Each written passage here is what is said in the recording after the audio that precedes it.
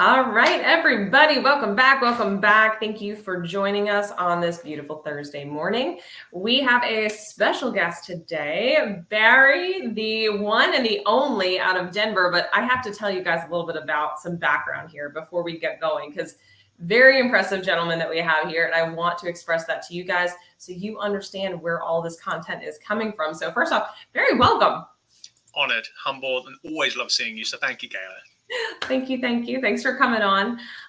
So I'm going to read it off so I don't completely mess it up. Now, Barry's been in real estate 7 years. And if you can't tell by the very short bit that he just spoke, he's not from around these parts. So Barry actually came here from England, and we will get a little bit into that here in a second. But I wanted to flash forward to where he has been so successful. And he took a leap of faith a few years ago when he joined the company eXp Realty, which many of you know I'm also a part of.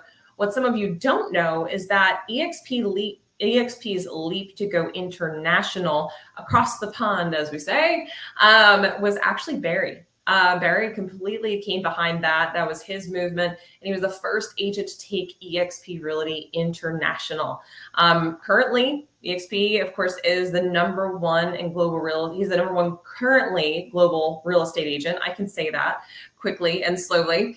And I will share that through the growth of his revenue share program, he has actually closed, his team has closed over $1 billion in real estate sales in 2021, $1 billion in real estate sales. Now, if you guys didn't think that that was cool, he also is a phenomenal father and husband and a rock star real estate agent himself. So with that having been said, Barry, welcome to Feelin Lucky. Thank you. Let me bring the bar a lot lower into a realistic level, but that is a heck of an introduction. Thank you so much. And so you are so welcome, and it's so deserved. Just on a personal note, Barry is one of those people, in case anybody watching does not know him, he's definitely the kind of person that is willing to sit down with you and talk and give value and advice if you ask for it. So make sure to follow him after we get off of here. Stay up to date with what he's doing. He's always traveling and speaking. And I think you were in London here a couple months ago, weren't you? Yeah, it was actually in December. We had our first official eXp UK Christmas party, and even with the young kiddos and COVID, I went over there, and it was an experience, that's for sure. That's fun. I love it. I love it. Well, so let's dive in.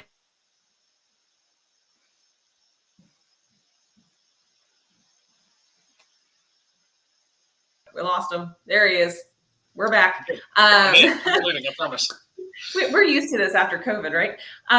So you got into the industry about 7 years ago. Tell us a little bit about where you were at, why you decided to make that transition, and how easy was that? Oh, well, anyone who can relate with a real estate license will know the answer to how easy it is. So I moved to a tiny little town called Denver, North Carolina back in 2010. Okay, so with the legality, I couldn't work for 6 months and you just figure out what you're doing. So my first real job as a 25, 26-year-old or a 0-year-old here in the US was in property management. Didn't get paid very well, but really got to impact people and was, the standard 9 to 5, weekends off, all that fun stuff.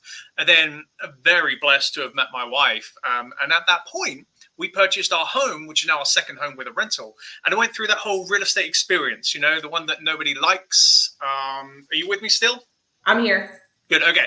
And, it's it was so we moved she lived in Davidson. I live in Davidson, North Carolina. And through buying that home with the top real estate agent in the area, you realize that maybe it isn't as difficult and anyone can do that. And there's a lot of money in it.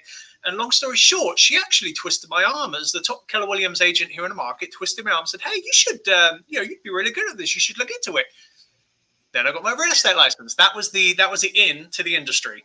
Well, I was going to say, I feel like a lot of us, I don't know if anybody else, drop it in the comments below.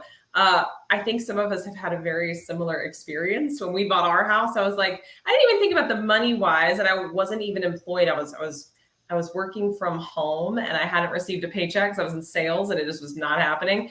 And we closed on our house, and it was one of those, we're sitting at the closing table and our agent is showing us our survey going, oh, by the way, there's an encroachment of like 6 feet from your neighbor, but you can either buy or not buy. And this was it was delayed 3 weeks. So for the closing, I'm sitting here like, why did we just getting this now? So as I start to learn these things, I'm like, I could probably be an agent. He mentioned, he's like, you could probably be a real estate agent. I was like, really? And then you realize when you get into real estate, you're like, I didn't do that. I didn't have to sign that. Why didn't nobody tell me about this?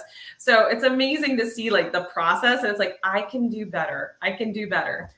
Well, it's so true. Now, again, with a turnover rate of 70-80% of agents, most people can't do better. But again, if it wasn't for me at that time, having my wife and being super successful in her job, I probably wouldn't be here where we are today. So I think timing comes into play. But yeah, I mean, it's so true. Most of us have to sometimes in life have an experience, either positive or negative, to then take it to ourselves and see if we could be of change. You know, I got into this industry really ignorantly, Kayla, really naively wanting to change it because I thought, hey, you know, there's a lot of money there, although money's never really been a driving factor for me. But, you know, there's more. You know, there's more. As a real estate agent, you get paid very well, but then there must be more. And that was kind of the opening up. But then, fortunately, 7 years on, it's a different life because that first year was tough. Like, it was tough for me. So tell us a little bit about that, because I think some people that watch this particular clip or this, I'm going to call it a show. It's my show. People that watch this, sometimes they are in a spot where they were doing well and they're not doing as well, or they just got started and they're trying to get it going and they see so much success around them that it's like, I don't even know, am I doing what I'm supposed to be doing? Tell us a little bit about what that first year was like, those challenges. Oh, and that really is so true, you know, and I'll say this, I'll profess openly, you know, LinkedIn and social media has changed my life in a business and our personal level, but I don't like it because what most people see is the highlight reel and the success. They don't see what goes on behind the scenes, as you know. Exactly. I think that's amazing, just to look yourself in the mirror and know that your biggest competition is always going to be you. But yeah, going back, you know, I still had this full-time job because it was stable. It had health insurance, which who knew that not only is that so important in this country, we also don't have it as a real estate agent. Funny story. Yeah. So I had this job, but then also I found out that when I moved to America in a different life, I knew two people. Fortunately, that didn't work out so well, but one of them actually was my first client, and I helped them purchase a home. So all of a sudden, I got a check. I'm like, wow, this is great. But then month 2, 3, 4 were not the same. So I had that, and when I got that, my wife convinced me, she's like, you should probably go into this full time. So I did.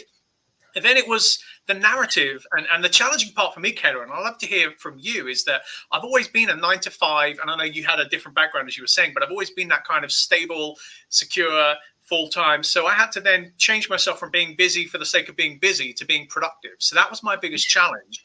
Slowly, surely, the wheel started to turn. But that first year, I would not want to do again. Now, I would from a different space, but I can relate to anybody who's new in this industry. You know, for you, Kayla, in your first year, for example, what was your biggest challenge and kind of turning point for you?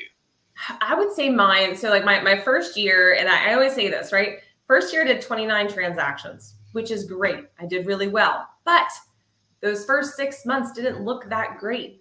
Right. So it was that uptick, and I got into it and I went full time because I was like, all right, I realized very quickly that if I had a split focus, nothing was going to happen. With the old Chinese proverb, if, you know, he who chases 2 rabbits catches none. And I was like, all right, if I'm going to be good at this, I have to focus. And even those first couple of months, it was like I made a couple calls and then I go do some laundry and hang out. And then, you know, and I hadn't really worked for myself. I'd always been in sales. But like you said, there was always at least something to fall back on, or someone was bringing me the lead, or a client was walking in the front door. This was very different. And I got a little discouraged. I came in like September, and it was coming into January, and I finally got my second listing. I had closed one house. You know, my other listing wasn't selling because I had no idea how to price it. And who's been there? We're there again, aren't we, guys?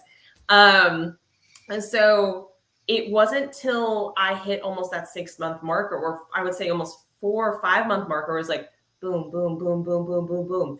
But it was the work from the front end. And that was the hardest part, is like getting on a set schedule, getting up and making the calls, making the calls, making the calls, making the calls over and over and over and over again.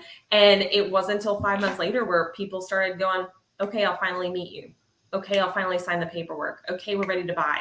And I think that was the hardest part. If you can get through the tough parts, as long as you're doing the work, right, you'll make it. And that's the big thing. If you're not doing the work, you're not going to make it. But if you're doing it, just stay consistent. It will happen. You are so spot on. You know, I was the best. I would do anything I could passively. As long as I didn't have to pick up the phone, I would email, I would maybe text. That's a bit too close. I definitely wouldn't connect with them on social media. Then I learned about Slido. You mean I can send them an audio message without having to call them? All the wrong things just because I didn't have the confidence. And I didn't realize that my competition, my confidence was truly looking in the mirror. You know, and now I think I love what you said because it's so important about having a schedule and being structured. You know, through the month of June, I work 2 days a week and I get done more in these 2 days a week at my office, probably than I ever did for my first 2 years in real estate, because I know what the value of my time is and where it needs to be spent. You know the specific things that are going to move the needle and the things that are bullshit, right? We get sucked in, especially as new agents or agents. Sometimes that when we get that setback, we're like, I'll do everything and anything. And then you get home and you're going, I just did I'm going to call it a mini course. It was like 30 minutes showing people what I do now, which is not a to-do list. It's not I'm going to do a bunch of stuff during the day. It's, I'm going to do these set things. And then tomorrow I'm going to do these set things. And as you whittle it down, you get focused on it and then you knock it out. Because now you know, I've got this amount of time. I call it vacation mode. I've got this amount of time to get it done because tomorrow I'm going on vacation. I'm not going to be back. So I have to get it done. Yep. If not, it doesn't get done. And if it keeps not getting done, but you're still doing well, then it must not be necessary. Well, and let me amplify to that. You know, why is it, and I know you can speak from experience, I can, why is it as soon as you book a holiday, you pack your bags and you go away, you get business? Why is that? That's every time. Every single time. Yep. Every time. You want business, just say you're going out of town for the weekend and you're not going to have cell signal. Boom, boom, boom, boom, your phone blows up. It's true, because I believe you're setting the intention, right? And there's more to be said. Either it's just ironic, but I don't think it can be ironic every single time. You've set your intention, you've put your focus into play, and the rest is history. Oh yeah, I love it. I love it. So coming into the end of that first year, where were your stats at? Because obviously it's very different now. Where were your stats at? How was personal life? What did that look like? Because that's something I like to touch on, because a lot of people have some struggles with that in their first year when they're hammering it. Yeah, well, it was pre-kids, so it was 2 lifetimes ago in my case, number one. You know, and I didn't keep, you know, I literally saw myself as a real estate agent and a realtor, not a business owner. So you asked stats, I couldn't tell you. I mean, I sold about a third of what you did in your first year, right, at the max level. And I had no way of tracking my business. I didn't have any spreadsheets, you know, and at that point, I actually transitioned from a single agent in my company there, Keller Williams, to being on a team there because I didn't know what I was doing. Number one, I didn't have a mentor. And I think that's an industry problem as opposed to a company problem also. Mm-hmm. And I didn't have a clue what I was doing. So I'm like, yeah, give me these leads. They don't know who I am. I don't mind calling them because they can't get feelings, right? So it was just a completely different business. It was just basically a trial by fire. And I was just, again, if I didn't have my wife, if it was me solo, I wouldn't be doing it now. So I am very forever thankful for that. But yeah, I was literally just winging it. As crazy as it sounds, you know, it drives me crazy. It's what I tell a lot of my partners around the world, new and unexperienced to the self-employed way of things, that you're not an agent. Well, you are an agent. You're a business owner. Treat you as an agent, as a business owner, and that's a byproduct of it all. There's just a massive mindset shift. And I think for me, second, third year, getting out of here made a big difference. That's huge. And anybody watching, I want you to write this down. You are a business owner. That means you need to do things differently. I remember when I was in my first year, I was like, why do I have to track all of this? This makes no sense. Why do I have to track? I was the why. I was that kid though, too, when I was a kid. Go do blah, blah, blah. Why? Why? I want to know the why. As long as you can give me a why, I was okay. And everybody's like, oh, so you know what you did last year over year over year. And I'm like, I don't care as long as I'm making more money. I wasn't thinking as a business owner, like you said. It wasn't until I got to the end of that first full year and I was like, oh, taxes are going to be 40%. Oh, how do we not do this? And got the LLC and started. But even now, there's more and more ways that I look at in my business, especially with our team. Where can we track the numbers? And it's not just to say, look how great we did. It's actually to figure out where can we do better or where are we excelling at so we can double down on it.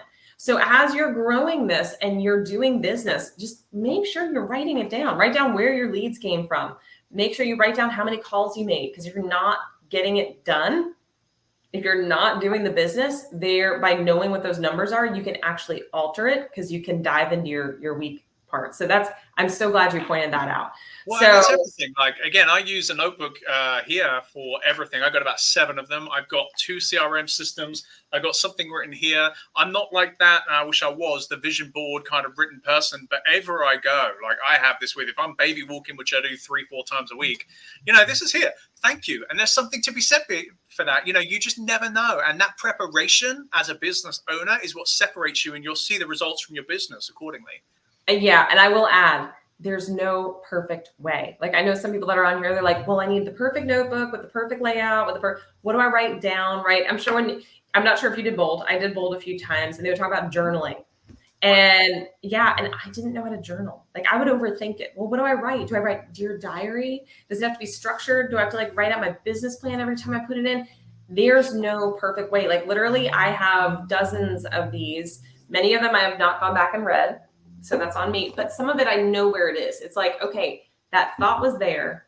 It is in one of these books. I use different colors, right? And it's just however your brain functions, just write it down. These things are worth gold right now. And it's amazing. The more you write things down, the more habitual it becomes. I blow through these, like one of these suckers in like 2 months. 2 months, it's full. And I'm going through that all. Coaching calls, sitting with, anything, everything's written down. So there's no perfect way. Just start. That's all I would say. So I love that you brought that up. So tell us a little bit about, you made the transition. So business was going pretty well. You made the transition to EXP. So tell us about what that looked like. Because I know obviously that was a game changer, life changer for you. And you had mentioned at that point you had little ones already. Tell us a little bit about that. So I left Keller Williams, and then I did a stopgap. I had, through my wife's other dealings, I had a mutual connection in the racing world, and put me in contact with a guy who has a very successful luxury real estate company in Winston-Salem. And I joined that company. It's kind of, because I was thinking, I want either maybe commercial is the best way to go, or luxury, pre-selling Sunset. $1 million listing was around. I've just discovered that. But anyway, London, selling the Sunset London. Yeah, we don't get the sunsets there, but there's some nice houses, that's for sure. So I just decided, I'm like, let me give this a go. Great salesman, great person, big brand. And then I opened up an office about 104 steps from my home in Davidson. Nice.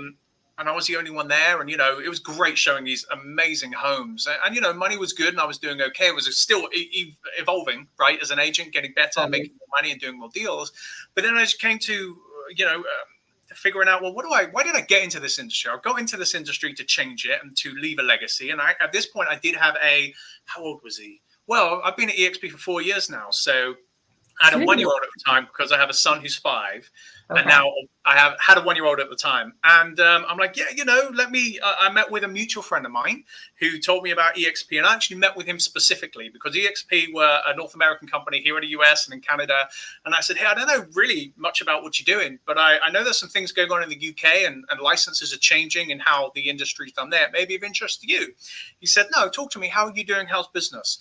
We had a conversation. And then I just kind of looked at the numbers and looked at things, and it kind of really filled the void of why I got into this industry. And somehow 4 years later, you and I are speaking here, I love it. So the transition in that, it was more of it went back to what your values were. Like, what was your vision? What was your mission? Like, why did you do this? Because I think a lot of us get caught up in that, right? And I get this too. It's like, I got to go better than next year. I got to get better than next year or last year.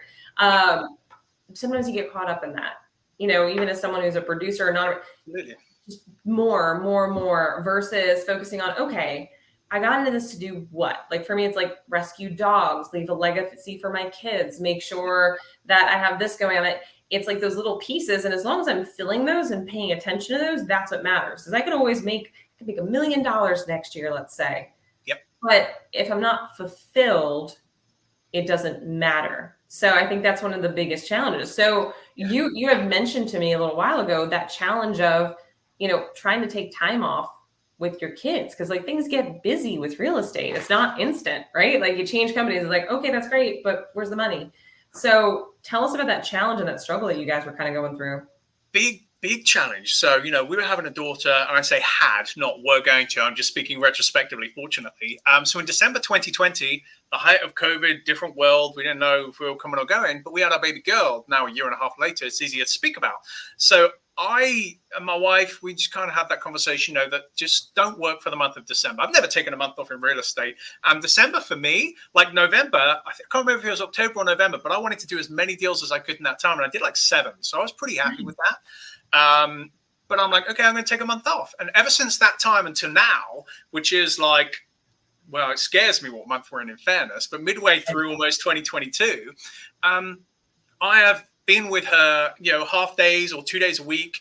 And until she goes to a preschool here in town, till August, then we've been dividing and conquering at home. So to work 3 days a week, in June to work 2 days a week, I had no idea how to do that in real estate. And maybe I kind of lucked into it. Maybe I kind of figured out what was important to me in my business, which is finding my brand and being different. But I kind of established through EXP, and I joined EXP for an opportunity to be a better agent, number one. And then again, I showed brand because I'm all about brand, right? I love it. I love your logo. It came out great. Well, I think so, but I'm biased, so thank you. But to develop a brand and to develop something bigger than me, the individual, right? And then through the other platform here, through Revenue Share, it allowed me to figure out a way where I could impact the industry. I could leave a legacy for the industry and for my family. Unfortunately, I didn't have to work 6-7 days a week doing that. So I kind of fell into it because it's not a reason behind making a switch to EXP. But sometimes when you just go on what feels like a good feeling and logic, because in real estate, home buyers and home sellers make too many logical decisions based on emotion, as we know. We're navigating that.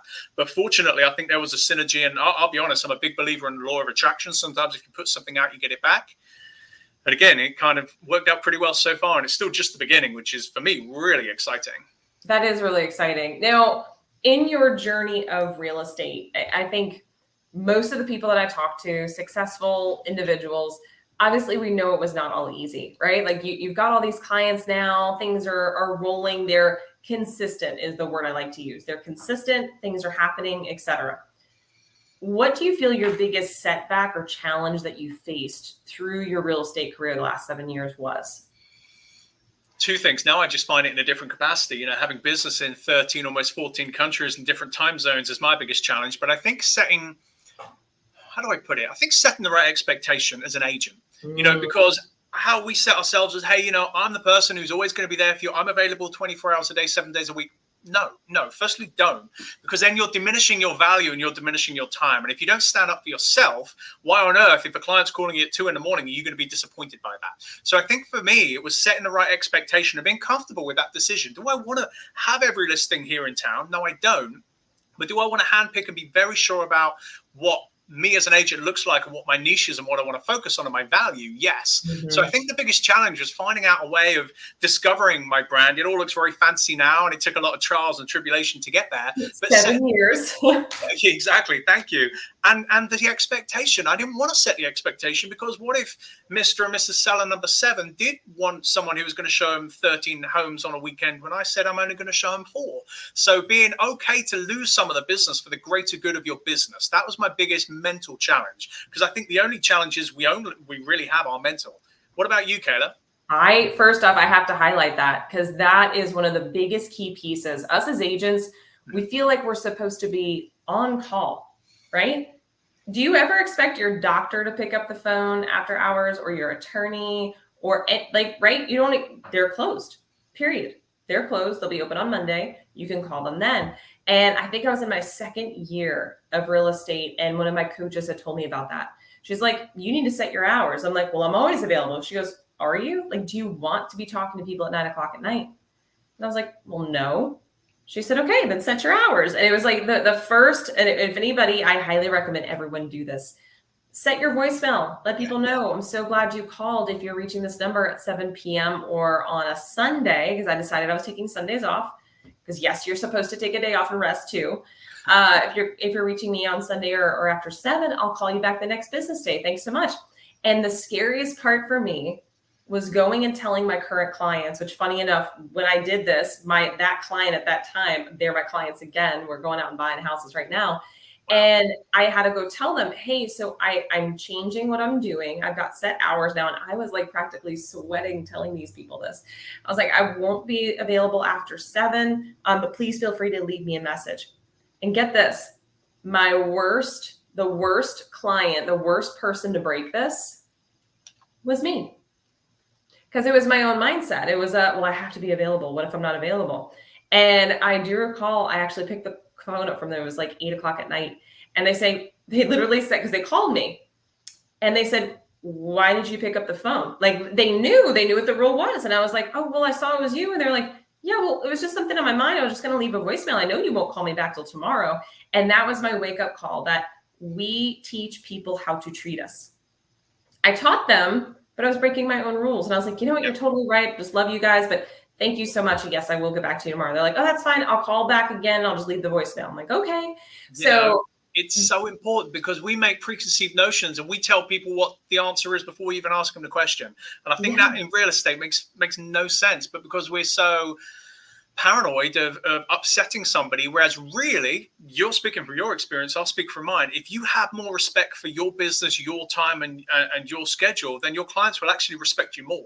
But it takes a leap of faith to go, setting the expectations one thing, but to reset the expectation goes another level. So good on you for doing that.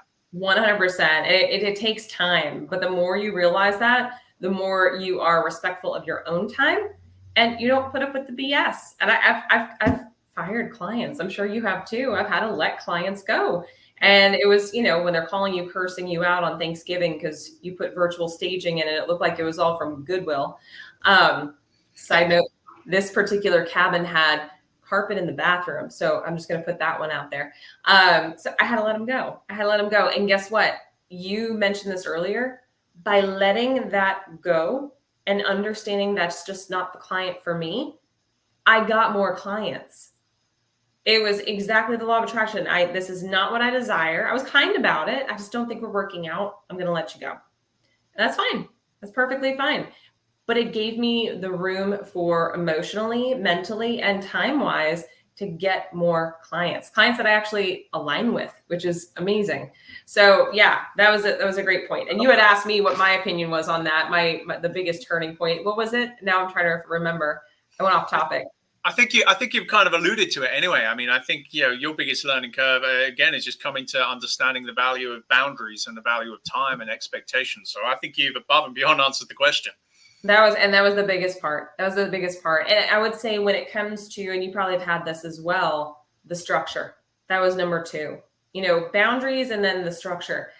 When I was not consistently making phone calls, which anybody that knows, I'm sure most of you know this at this point, I made my business backed on expires. I didn't have any money. I couldn't do Zillow. I couldn't do any of that. I didn't want to call my sphere. I didn't want to call people I knew. Like that scared me. But strangers cursing me out all day long, I have no problem with that. My assistant, even the other day, short story, he was talking to one of our team members and he was sitting there and he goes, that's one thing I could always count on with Kayla. Every day for 3 hours for 2 years, because he had moved and came back for 2 years. She stood there and made her call. He goes, and the best is when someone hung up on her and she'd call them back and say, hey, I think we got disconnected. And which I got business that way, by the way. I've gotten business that way. Determination always wins. Yes. So it's once I got that consistency. So once I understood, we went back to numbers, going back to that. Once I knew what my metrics were, if I make this many calls, I get this many contacts, this many appointments, this many deals. You could be probably one of the worst presenters from a script perspective as on the planet for a listing presentation. But if you've built up enough people that you're going to be in front of, the odds are in your favor, right? Like it really comes down to that. So just to double back on that as well, you control the controllables. You could have the best script in the world for someone who don't want to sell their home. It's a waste of time. You can literally say, hello, I don't know what to say next for someone who wants to sell their home, because it's the right time you get the listing. Control the controllables, focus on what you can control and put your emphasis in that, and you will get the results. Oh, I love that. And that brings up another point. It's being consistent. Our job is not to convince people to buy or sell. Our job is to be in front of them when they make that decision and they choose us. Like, I'm sure we've all had the person that like comes to our door and no, we don't need that. We don't need that. We don't need that. And then all of a sudden we take their card even. We're like, yeah, I'll think of you when it happens, right? Whatever it may be. And then that day happens. What do? We go to Google, or the next person that shows up if I haven't taken action, because I'm bad about that. Like when it comes to house stuff, a realtor, and I'm terrible about taking care of house stuff. The next person that shows up, I'm like, you're the guy. I don't even care. Just fix it. Right? Like that's how buyers and sellers are. We just have to be in front of them. So my final question for you, actually, I've got two that I'm going to squeeze in. One, with your business the way it is now, the structure that you have with selling homes, by helping people buy homes, but also having this team and network of agents that are also pooling into your income, your revenue. What does your life look like now? What's the difference in your life? And, I guess that's the biggest question. Like, what does it look like now compared to where it was? You know what? The biggest way to answer that is that I compare, because I was the opposite end of the spectrum as a new agent to now, is that money is not a factor for me. So any choice I make, any client I take on, I don't need the money. That's not my driving factor. It's because I literally want to help them, or I think I'm the best person to help them. So I think that's probably the best answer. Now with real estate agent, I didn't realize this was doable, but I have a large amount of consistent revenue or income that comes in, regardless of what country I'm in or what I'm doing, or if I could just not get in the way of hindering the business. But my focus is spent helping, much like you, but just to a different level, helping agents be the best they can be, to help their clients at the highest level and to get more clients. So I think from an income perspective, the best way to, again, it's taken me back 7 years where I would take anything and I was absolutely desperate because, again, unless you have a deal, you have no money. So take the money, put food on the plate. Yeah, exactly. Especially, when you have a family or others who you're responsible for. So, I mean, from then I would take anything to now. I couldn't be more selective. So I think that's the difference, which has allowed me, this month to be in this very office 2 days a week. And I'm pretty thankful for it, because every 3 p.m. I pick my son up. Every Tuesday and Thursday morning, I'm with my daughter, and I take my son to school every other day, and I don't work weekends. So I think that's the biggest difference. But most importantly, I've found what I'm truly passionate about in this industry, which is why I got into it, which may be better luck than judgment, but I love it, and I truly wouldn't change it for the world. And I think that for me is kind of just the avenue I'm in right now. I love that. And last but not least, I've kept you a little bit over. What is your one bit of advice that you would give to an agent that's new in the business, that's struggling, that's having those challenges? What is your advice to them? So I think our conversation, and I thank you for it, because it's really been a good conversation, just with tangible bits and pieces. How I start every working day, is with, well, my pen's branded too, but that's a bit obnoxious, so I won't show you. But it's a cup of coffee, right? It's this. Side note, anything branded, it's 100% tax write-off. So just so thank you. Well said. So I have a cup of coffee here every morning. That yours is better than mine too. I have my notebook and a pen. I disconnect everything. This is not on. During this cup of coffee, 5, 10, 15 minutes, depending how the day looks, I just sit and I just see what comes. I have a pen. I come up with what's on my mind, what I need to do for the day. I set the expectation of my day of what that looks like, what I need to do. So if you can just, and the biggest advice I give myself still every day, which I would say for any new agent, just disconnect, please. I know we have to be connected. We need to answer our phone within a ring. All of this crap, which is not true, but we believe to be true. Just disconnect one time a day at the very minimum.